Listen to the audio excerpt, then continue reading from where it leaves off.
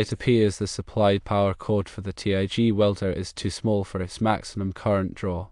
The maximum amperage in alternating current mode is 63 amps. To determine the required overcurrent protection, you take 115% of the maximum amperage. That calculation is 63 amps times 1.15, which equals 72.45 amps, rounded up to 72.75 amps.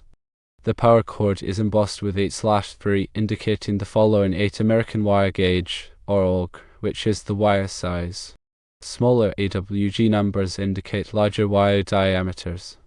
3 indicates the number of conductors in the cord.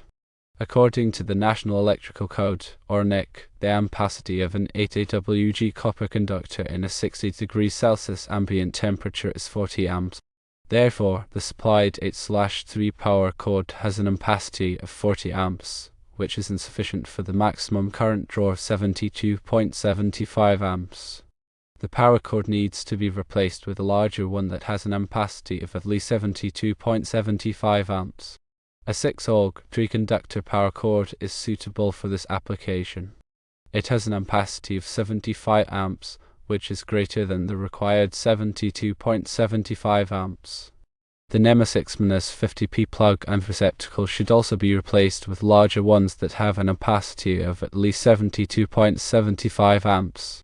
The overcurrent protection device, such as a circuit breaker or fuse, should be sized appropriately for the new power cord and welder amperage.